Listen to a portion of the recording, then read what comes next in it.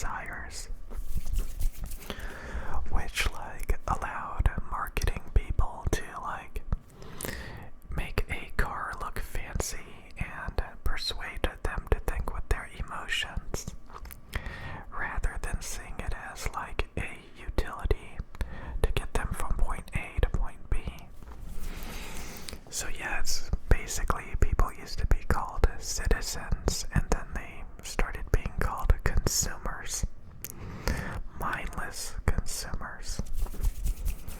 It's kind of fun to think about if you have OCD and you're a perfectionist and you're always trying to improve things and you're overthinking most things. If you just go along with the pack, go along with the crowd, you'll do pretty good. In fact, a lot of people who try to think outside the box end up with worse products, worse results. So a lot of times the most popular stuff is actually the best, to be honest with you. Not always the best, but it's usually a reliable choice to some degree. It usually has its benefits. For example, I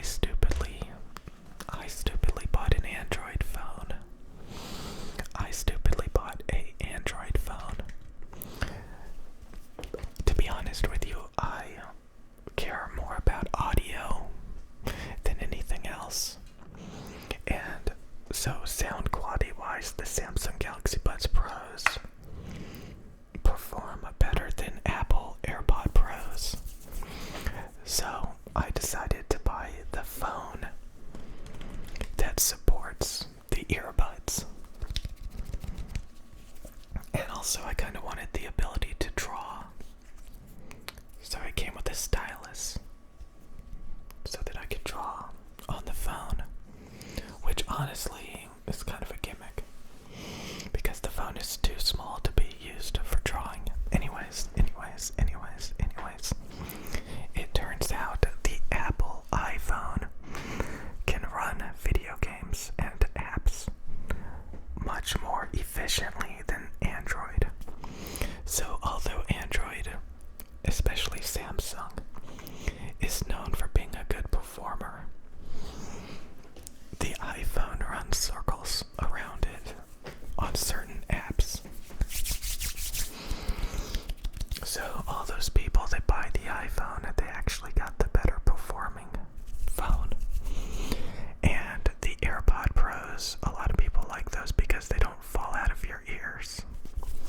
So I may have better sounding earbuds, but they fall out of your ears because they're so big. So there's kind of again, there's so many variables to consider. Do I need to spend $2,000, $3,000 on a computer? Do I need to play video games, or should I see it as more of a utility? I try to encourage you guys to see things more in a, utilitarian way instead of a emotional way. A lot of you guys want to play video games, but if you think about it, it's usually a distraction, a waste of time. But some people, they just want to use their emotions and go with it and waste their time. It's not a waste of time if you're having fun. It's not a waste of time to collect and hoard as long as you enjoy the hobby, right? Even if most of the equipment is terrible. I struggle with it. I struggle with the desire to buy unhealthy food. But I don't make excuses for it. If I buy pastries, if I buy donuts, if I buy a milkshake, I'm not going to defend it and say, oh, you gotta live a little. I'm gonna be I succumbed to my addiction to buy junk food. Some people will just immediately start, making excuses for it.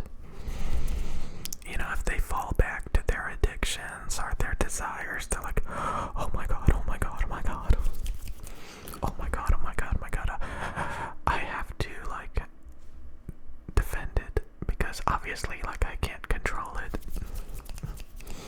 So obviously it must be good for me. If you mess up, you mess up, you know. You always gotta get back up on that horse. Get back on the horse and try to focus on productive things.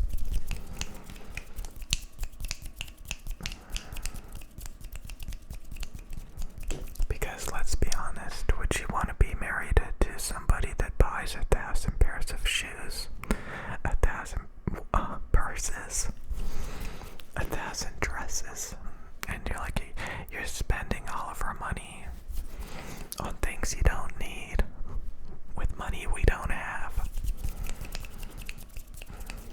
Your hobby is just like cluttering everything. Like, we have too much junk. Stop buying junk.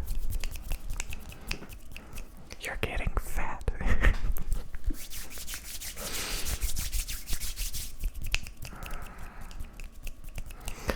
So there comes a time when you have like overindulgence.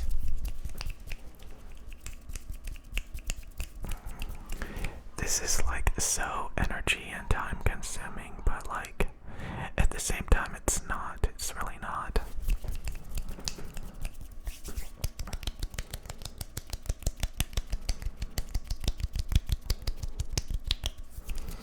As long as a lot of this stuff serves its purpose, then it's good enough, you know? Like, again, you don't need the most powerful phone. For example, I was perfectly happy with this phone for an entire year and a half. It was only until I tried a couple of video games and I realized that it couldn't handle it very well. But most video games it can. So I was completely content with this phone until I came across a couple of apps, a couple of games that it just couldn't handle very well.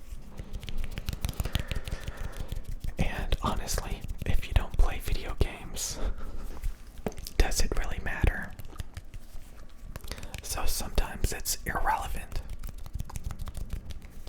Sure, an iPhone can play a couple of video games more optimally, better performance. But why would you waste your time playing video games?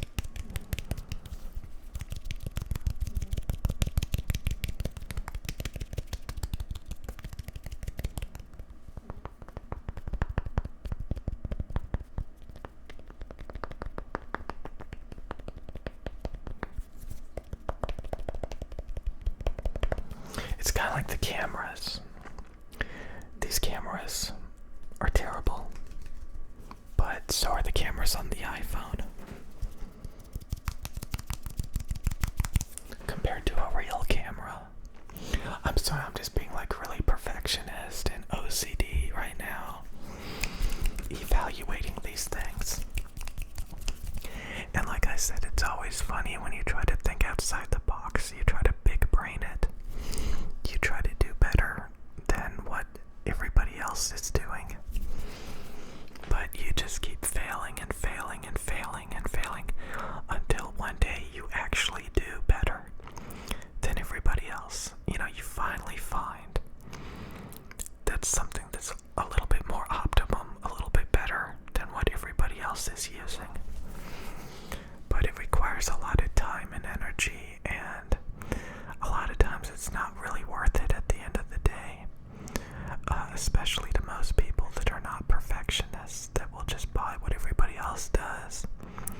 And, you know, they'll be like, okay, this is the best we got.